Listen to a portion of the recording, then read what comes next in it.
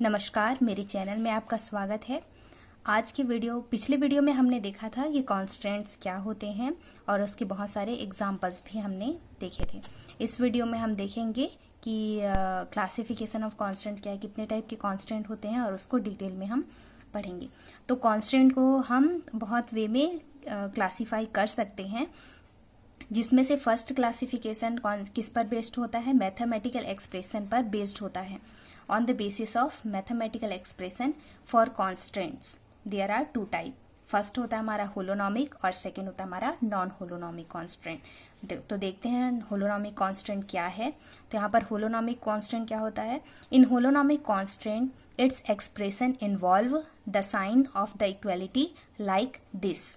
तो यहाँ पर बोल रहा है कि जो इक्वेशन कांस्टेंट का होगा उसमें इक्वल का साइन होगा और ये जो फंक्शन होगा वो किन वेरिएबल्स का फंक्शन होगा, R1, R2 and so on, Rn और t का, जहां पर t क्या है टाइम और R1, R2, Rn है हमारे कोऑर्डिनेट्स। ठीक है, तो ये जो फंक्शन होगा वो क्या होगा, कांस्टेंट होगा, उसमें जो फंक्शन होगा वो कोऑर्डिनेट और टाइम में भी टाइम का फंक्शन होगा। टाइम का फंक्शन हो भी सकता है, नहीं भी हो सकता है। और ये जो k है हमारा वो कांस्टेंट है। ठीक है, तो इस तरीके से अगर हमको कांस्टेंट मिलता है जिसमें इक्वल का साइन है और जो फंक्शन है वो कोऑर्डिनेट और मे बी टाइम का फंक्शन है, तो ये होलोनॉमिक कांस्टेंट कहलाता है। ध्यान रखेंगे यहाँ पर वेलोसिटी कंपोनेंट नहीं है, ओनली कोऑर्डिनेट्स हैं। ठीक है, तो इसका डेफिनेशन हम देख लेते हैं। फर्स्ट डेफिनेशन, इसका डेफिनेशन है, if the condition of the constant can be expressed as a equation connecting the coordinates of the particle and possibility the time having the form this, then the constant are said to be holonomic. इसका example है, तो सबसे simplest example of holonomic constant क्या होता है, एक rigid body होता है। ठीक है, rigid body is defined as a system of particles in which the relative distance of the constituent particles are fixed and cannot vary with the time. ठीक है, कोई भी रिजिड बॉडी होता है, उसमें कोई भी दो पार्टिकल्स अगर हम लोग लेके चलते हैं तो उसमें उन दोनों के बीच का डिस्टेंस टाइम के साथ कभी भी चेंज नहीं होता है। जैसे कि हम इस पेन को ही लेके चल सकते हैं, इसको सपोज करके चले कि हम ये क्या है, रिजिड बॉडी है और यहाँ पर कोई भी दो पॉइंट ले सकते हैं, पार्टिकल ले सकते हैं। जैसे कि सपोज यहाँ एक पॉइंट है और यहाँ एक पॉइंट है। अब इसको कहीं भी आप मोशन कराइए तो इन दोनों पॉइंट्स के बीच का डिफरेंस क्या होगा, हमारा फिक्स रहेगा, चेंज नहीं होगा टाइम के विद रिस्पेक्ट में। तो ये हमारा रिजिड बॉडी क्या है, एक इसके लिए जो कांस्टेंट हम यूज करेंगे इस बॉडी की मोशन के लिए, वो क्या होगा, हमारा होलोनॉमिक कांस्टेंट होगा। जैसे कि यहाँ देख लेते हैं, इसके हम जो इक्वेशन है उसको कैसे लिख सकते हैं, Rij इक्वल टू Cij, जहां पर, और इसको एक और फॉर्म में लिख सकते हैं, दोनों पक्षों में स्क्वायर कर देंगे और माइनस इक्वल टू 0, यानी कि Rij square minus Cij square equal to 0। यहाँ पर स्क्वायर करने का एक रीजन मैं आपको बता देती हूँ। ये जो Rij है वो एक्चुअल में क्या है, ith और jth पार्टिकल के बीच के कोऑर्डिनेट्स का डिफरेंस है। ठीक है, तो सपोज हम मान के चलते हैं ये कोई भी रिजिड बॉडी है और इसमें फर्स्ट पॉइंट हम लेके चलते हैं ith point, second particle jth particle. ठीक है, और ये हमारा ओरिजिन है, सपोज ओरिजिन। तो यहाँ से इसका डिस्टेंस नापेंगे, तो सपोज इसका है Ri और यहाँ Rg। ठीक है, और इन दोनों पार्टिकल्स का डिस्टेंस हो जाएगा Cig। ठीक है, तो यहाँ पर हम क्या ले रहे हैं, Ri माइनस Rg, यही है हमारा Rij। ठीक है, अब देखिए यहाँ पर माइनस मतलब स्क्वायर लेने का रीजन था कि हमको नहीं पता है कि हमारा Ri बड़ा है या फिर Rj बड़ा है। तो ये जो डिफरेंस है वो नेगेटिव भी आ सकता है, पॉजिटिव भी आ सकता है। तो अगर हम ये स्क्वायर लेके चलें तो ये क्या हो जाएगा, हमेशा पॉजिटिव टर्म हो जाएगा। इसलिए हमने क्या लिखा है यहाँ पर, Rij होल का स्क्वायर इक्वल टू Cij का स्क्वायर, और पक्षांतर कर देंगे तो हमको मिल जाएगा Rij माइनस Cij सॉरी इसका स्क्वायर इक्वल टू 0। तो ये हमारा मेन कांस्टेंट होगा रिजिड बॉडी के लिए। ठीक है, इस तरीके से। तो यहाँ पर इसलिए हमने स्क्वायर लिया क्योंकि ये जो डिफरेंस है मे बी पॉजिटिव होगा, नेगेटिव होगा, लेकिन हम इसको क्या मान के चल रहे हैं, डिस्टेंस ओनली। तो डिस्टेंस हमेशा हम पॉजिटिव लेके चलेंगे। ठीक है, तो यहाँ भी लिखा हुआ है Cij हमारा कांस्टेंट है, Rij denote the distance between ith and jth particle Rij, ठीक है। और इस जो ऊपर वाला कांस्टेंट है उसको हम इस तरीके से भी लिख सकते हैं।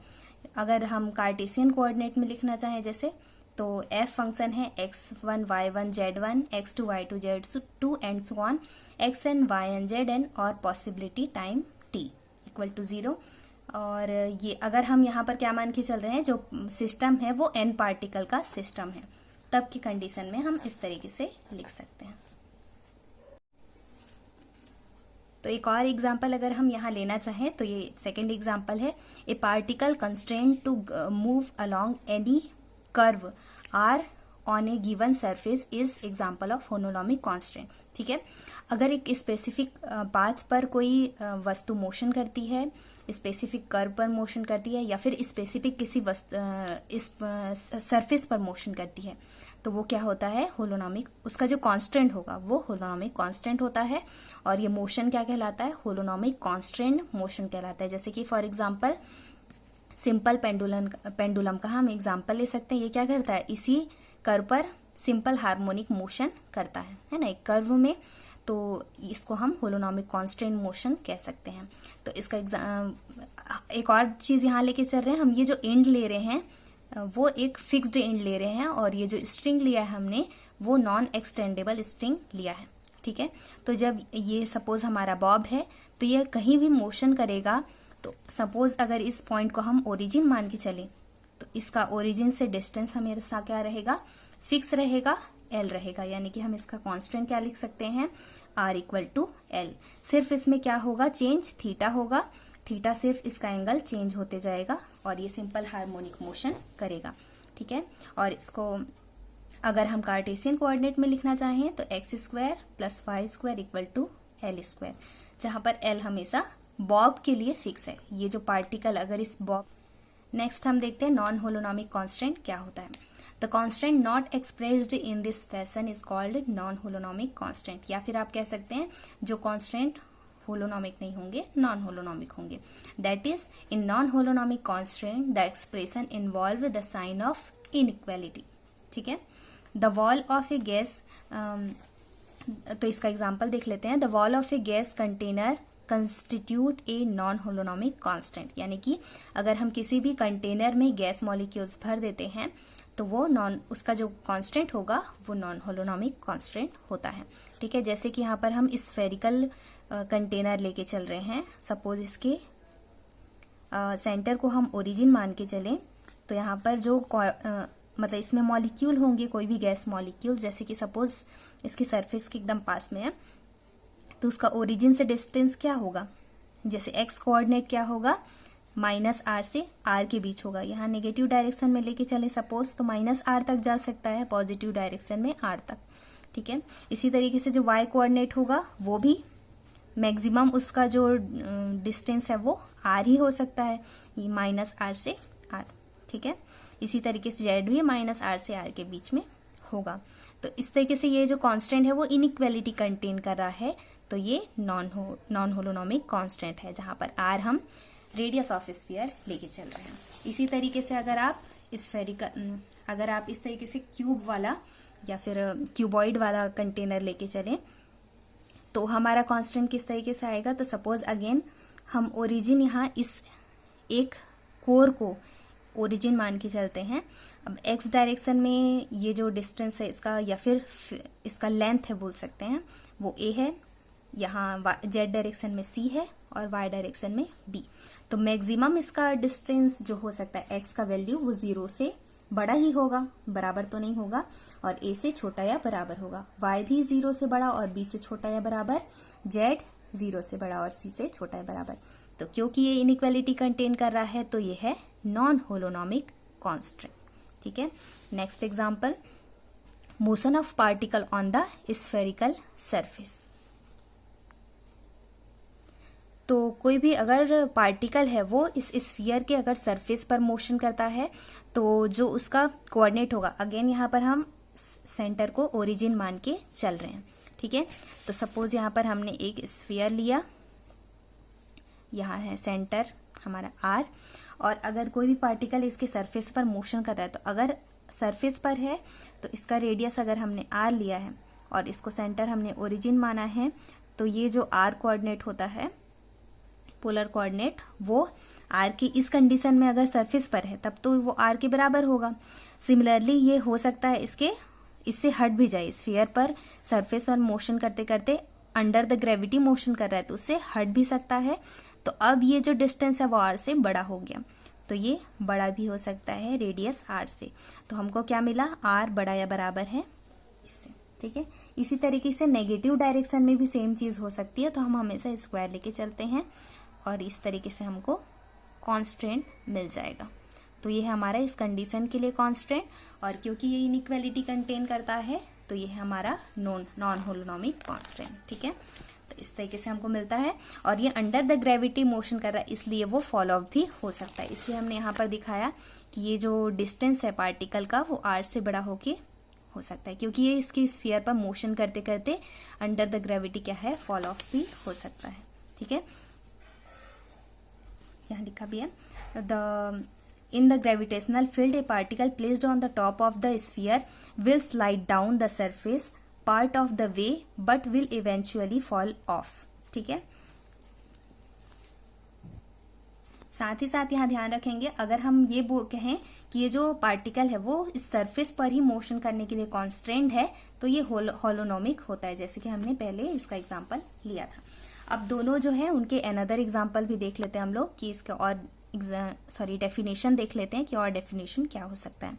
तो होलोनोमिक कांस्टेंट का एक और डेफिनेशन है, if the constant relation are can be made independent of velocity, तो वो क्या होता है, होलोनोमिक होता है। मैंने पहले भी कहा कि जो फंक्शन होगा वो सिर्फ कोऑर्डिनेट और मे बी टाइम t का फंक्शन होगा, वेलोसिटी का फंक्शन नहीं होगा। यानी कि होलोनोमिक कांस्टेंट में हमेशा जो कांस्टेंट रिलेशन मिलेगा वो या तो वेलोसिटी से इंडिपेंडेंट होगा या फिर उसको वेलोसिटी से इंडिपेंडेंट बनाया जा सकता है। ठीक है, इसी तरीके से नॉन होलोनोमिक का डेफिनेशन क्या है, if the constant relation are not holonomic then it is non holonomic, यानी कि ये वेलोसिटी से इंडिपेंडेंट नहीं होता है और ना ही इसे वेलोसिटी से इंडिपेंडेंट बनाया जा सकता है। तो इन दोनों का एक एग्जांपल भी लिया हमने, a cylinder rolling without sliding down an inclined plane, ये होलोनोमिक कांस्टेंट का एग्जांपल। और नॉन होलोनोमिक कांस्टेंट का एग्जांपल है a sphere rolling without sliding down an inclined plane, या फिर स्फीयर की जगह आप एक डिस्क भी ले सकते हैं। तो इस एग्जाम्पल को मैं एक अलग वीडियो बनाकर समझा दूंगी, क्योंकि ये वीडियो थोड़ा लेंदी हो जाएगा अगर इस वीडियो में इंक्लूड करें तो उसके लिए मैं अलग से वीडियो बना दूंगी। तो यहाँ देखिए, अगर कोई भी फंक्शन है उसमें इक्वलिटी का साइन है और अगर वो वेलोसिटी कंपोनेंट भी कंटेन कर रहा है तो वो होलोनोमिक नहीं होता है। तो होलोनोमिक कांस्टेंट में यही हमको ध्यान रखना है कि वो इक्वलिटी का साइन भी कंटेन करे, साथ ही साथ वो कोऑर्डिनेट और मे बी टाइम t का फंक्शन होना चाहिए। ठीक है, अब again constant are further classified according to whether the equation of constant contain the time as a explicit variable or not. ठीक है, अगर वो टाइम को as a explicit variable contain करता है या नहीं करता है उस पर डिपेंड करके हम इसको और क्लासिफाई कर सकते हैं।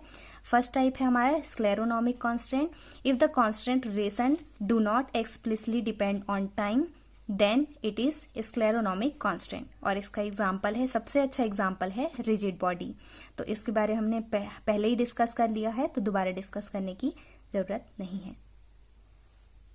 थोड़ा सा हम इसे देख लेते हैं, अगर इसे कार्टेशियन कोऑर्डिनेट में लिखना चाहे तो किस तरीके से, in term of Cartesian coordinate RI XI YI ZI हो जाएगा और RJ का कोऑर्डिनेट हो जाएगा XJ YJ ZJ with respect to the origin we have this condition expressed as this. अगर हम कार्टेशियन कोऑर्डिनेट के रूप में लिखना चाहें तो in general case of an particle system as an equation containing the coordinates of the particle having the form this. ठीक है, तो अगर सिस्टम n पार्टिकल्स का है तो हम इसे इस तरीके से लिख सकते हैं, जहां पर टाइम t जो है may occur in case of constant, मतलब टाइम में भी ऑक्योर कर सकता है और नहीं, वो डिपेंड करेगा कि हमारा कांस्टेंट टाइम पर डिपेंड करता है कि नहीं करता है। तो इसका एक और एग्जांपल हम देख लेते हैं, a bead sliding on a rigid curved wire fixed in a space. तो ये जो वायर है वो स्पेस में फिक्स्ड कर दिया गया है, ये मोशन नहीं कर रहा है। और इसमें अगर हम एक बीड लगा दें यहाँ पर जो कि इस पर मोशन करे तो ये हमारा स्क्लेरोनॉमिक कांस्टेंट होता है। ठीक है, तो अगर हम पोलर कोऑर्डिनेट को कन्वर्ट करें कार्टेशियन कोऑर्डिनेट में, हम इस तरीके से लिख सकते हैं x equal to r cos theta, y equal to r sine theta. और यहाँ पर जो थीटा है वो क्या है, फंक्शन नहीं है टाइम टी का, यानी कि क्योंकि वायर मोशन नहीं कर रहा है तो अगर हम यहाँ पर कोई भी एक पॉइंट लेके चले P जिसका कोऑर्डिनेट होगा एक्स वाई या फिर पोलर कोऑर्डिनेट में आर थीटा, तो क्योंकि वायर मोशन नहीं कर रहा है तो इस पॉइंट का कोऑर्डिनेट हमेशा यही रहेगा, चेंज नहीं होगा। यानी कि सपोज अगर थीटा का वैल्यू इस पॉइंट पर 30 एंगल है तो वो 30 एंगल ही रहेगा, क्योंकि बीट तो इसमें मोशन कर रहा है लेकिन ये पॉइंट चेंज नहीं हो रहा है ना, क्योंकि वायर फिक्स है। जब वायर फिक्स है तो ये पॉइंट भी इस पॉइंट पर ही फिक्स रहेगा। यानी कि अगर एंगल थीटा है 30 है वो 30 ही रहेगा। अगर वायर को हम हटा के चेंज करें इस तरीके से तो ही एंगल कन्वर्ट होगा, यानी कि चेंज होगा इस पॉइंट के लिए। ठीक है, तो हमारा कहने का मतलब यही है कि इस पॉइंट के लिए थीटा का वैल्यू हमेशा वही रहेगा। सिमिलरली अगर ये पॉइंट लेंगे हम तो इस पॉइंट के लिए थीटा का वैल्यू फिक्स रहेगा। ठीक है, तो theta is not a function of time because wire is fixed not moving, so every time the point P R theta has the same measure of theta. ठीक है, एक और एग्जांपल देखते हैं, simple pendulum with fixed support. ये भी क्या होता है, हमारा स्क्लेरोनॉमिक कांस्टेंट का एग्जांपल होता है। यहाँ पर मेन पॉइंट क्या है कि हमारा जो इंड है वो फिक्स्ड है। तो इस एग्जांपल को भी हम पढ़ चुके हैं, बस यहाँ पर ध्यान देने की बात है कि ये जो हमारा एल है वो नॉट डिपेंड ऑन टाइम, यानी कि किसी भी टाइम पर जब मोशन कर रहा है तो अगर इस कर्व में हम कोई भी पॉइंट लें, यानी कि बॉब का कोई भी पोजीशन ले, सपोज बॉब यहाँ पर है किसी टाइम पर, तो इस बॉब का के लिए आर और थीटा का वैल्यू टाइम पर डिपेंड नहीं करेगा। ठीक है, किसी भी टाइम में, मतलब किसी भी टाइम में ये जो एल लेंथ है वो हमेशा एल ही रहेगा, क्योंकि हम स्ट्रिंग हमेशा नॉन एक्सटेंडेबल स्ट्रिंग लेके चल रहे हैं। ठीक है, तो सपोज अगर ये थीटा 45 डिग्री है तो ये 45 ही डिग्री रहेगा।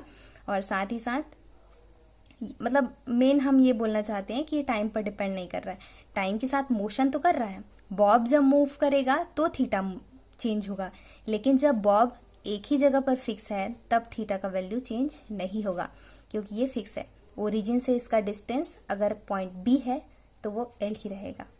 ठीक है, तो ये है क्या है, हमारा स्क्लेरोनॉमिक कांस्टेंट है। इसी तरीके से नेक्स्ट कांस्टेंट हम देखते हैं, rheonomic constant. If the constant relation depend explicitly on time then the constant are called rheonomic constant. ठीक है, इसका एग्जांपल है a bead sliding on a moving यानी कि रोटेटिंग वायर। यहाँ पर हम रोटेशनल मोशन लेके चल रहे हैं, तो a bead sliding on a rotating wire, ये है इसका एग्जांपल।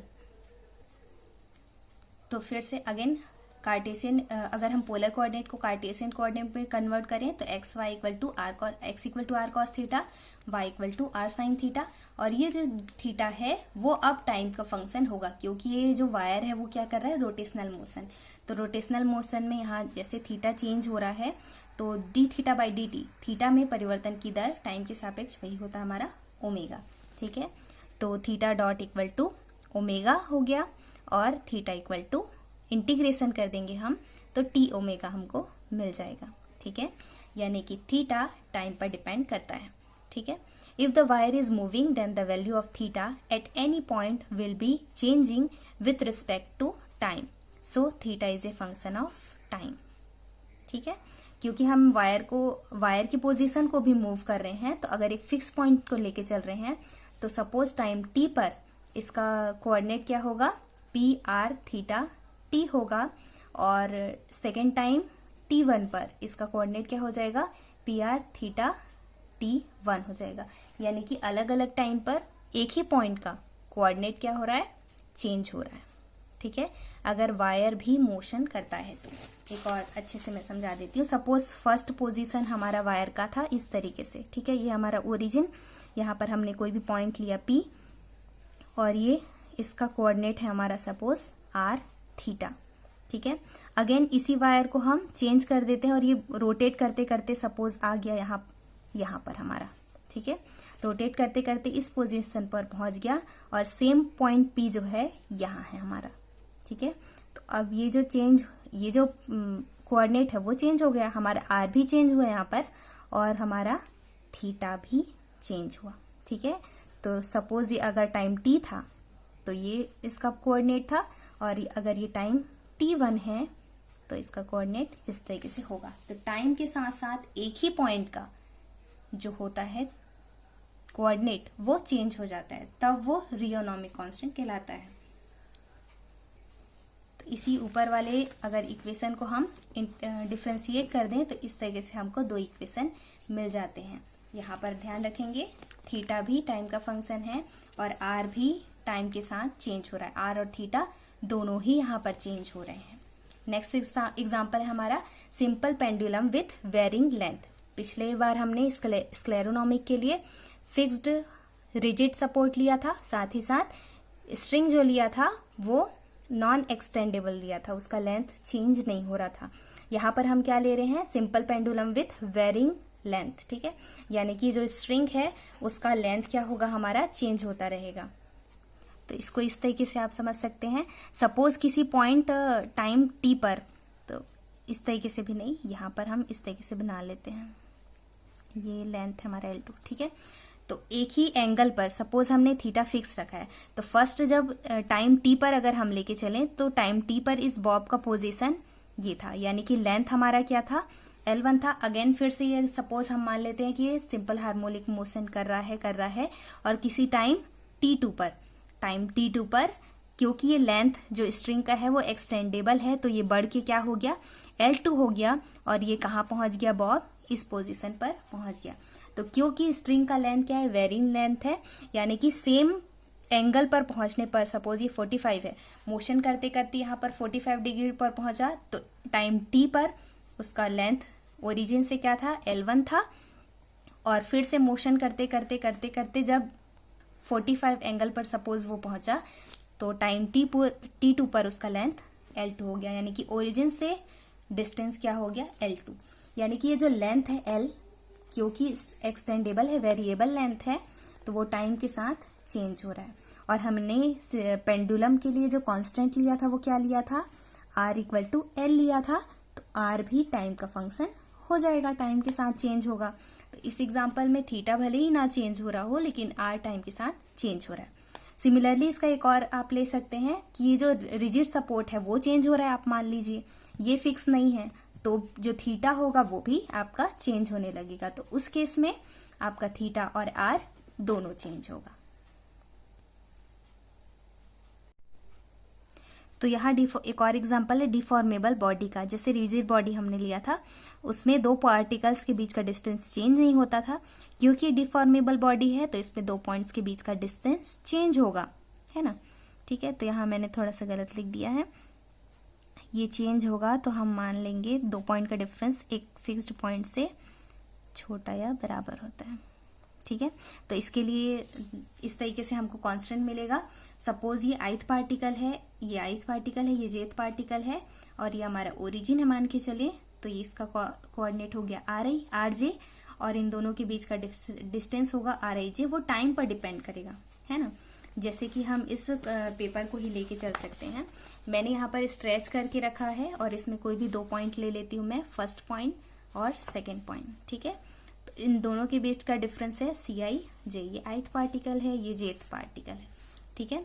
तो टाइम T पर इन दोनों के बीच का डिफरेंस है CIJ। अब मैं सपोज इसको मोड़ देती हूँ, ठीक है, इसे इस तरीके से, मैं इस तरीके से दिखा देती हूँ। इसको हमने सपोज इस तरीके से मोड़ दिया, तो इस तरीके से इसका जो पॉइंट का डिफरेंस है वो क्या हो गया, कम हो गया, है ना। ये ith पार्टिकल इसके पास आ गया, ये डिफॉर्मेबल बॉडी है। अब इन दोनों के टाइम T1 पर सपोज इसका डिस्टेंस हो गया CIJ टाइम T1, ठीक है। तो टाइम T पर इसका इन दोनों के बीच का डिफरेंस था CIJ, और टाइम T1 पर जब मैंने इससे मोड़ दिया तो इसका डिफरेंस मतलब दोनों के बीच का डिस्टेंस हो गया CIJ T1। तो ये डिफॉर्मेबल बॉडी है और इसमें दो पार्टिकल के बीच का डिस्टेंस मतलब चेंज होते रहता है, लेकिन इसका मैक्सिमम डिस्टेंस का भी एक लिमिट रहेगा। तो इसलिए हमने क्या कहा, इन दोनों के बीच का डिस्टेंस Cij के बराबर हो सकता है या तो फिर उससे छोटा हो सकता है। जैसे कि हमने मोड़ा तो ये छोटा हो गया, लेकिन मैक्सिमम यही है। नेक्स्ट है हमारा, और भी दो तरीके से हम इसे कांस्टेंट को क्लासिफाई कर सकते हैं, जिसमें फर्स्ट है हमारा बाइलेटरल कांस्टेंट। तो कोई भी कांस्टेंट बाइलेटरल कब कहलाता है, जब उसे हम एक रिलेशन, उसके रिलेशन को हम क्या कर सकते हैं, इक्वेशन के रूप में लिख सकते हैं। ठीक है, तो इक्वेलिटी जहां भी आएगी जिस भी कांस्टेंट में, वो बाइलेटरल कांस्टेंट होता है। इसके एग्जांपल्स हैं rigid body, simple pendulum, double pendulum, Atwood's machine, यानी कि कोई भी पुली। तो बाकी एग्जाम्पल तो हम डिस्कस कर चुके हैं, यहाँ पर पुली का एग्जाम्पल को डिस्कस कर लेते हैं। तो यहाँ हमने क्या किया है, दो वेट को, दो मास ए और बी को हमने इससे पुली से हैंग कर दिया है एक रोप के थ्रू, जहां पर रोप क्या है, नॉन एक्सटेंडेबल है। तो यहाँ पर कांस्टेंट हमारा किस तरीके से बनेगा, equation of constant for such a system is x1 plus x2 plus pi A, जहां पर ए क्या है, इस पुली का रेडियस है। ठीक है, तो इन दो इस स्ट्रिंग का पूरा लेंथ क्या हो जाएगा, x1 प्लस ये वाला डिस्टेंस पाई ए प्लस x2। ठीक है, और ये जो पूरा डिस्टेंस है वो किसके बराबर हो जाएगा, स्ट्रिंग के लेंथ l के बराबर हो जाएगा। साथ ही साथ क्योंकि एक ही डोरी से ये बंधे हुए हैं, तो a जिस वेलोसिटी से ऊपर जाएगा उसी वेलोसिटी से b क्या होगा, नीचे आएगा। तो दोनों की वेलोसिटी का जो योग होगा, x1 dot plus x2 dot equal to 0 होगा, और यहाँ पर x2 dot equal to minus x1 dot हमको मिल जाएगा। यानी कि क्योंकि दोनों अलग अलग डायरेक्शन में मोशन कर रहे हैं, तो a जिस वेलोसिटी से ऊपर जा रहा है, b सेम वेलोसिटी से यहाँ पर नीचे आ रहा है। सेकेंड टाइप है हमारा unilateral constant. If the constant relation are expressed in the form of inequality, then the constants are called unilateral constant. ठीक है, इसका एग्जाम्पल है हमारा, first example, the motion of molecules in a gas container. तो इसे भी हमने पहले डिस्कस किया है। द सेकेंड एग्जाम्पल है the motion of a particle on the surface of sphere under the action of gravity, one time rolling on the surface of sphere and the other time living the surface. इसे भी हमने पहले discuss किया, इस example को भी।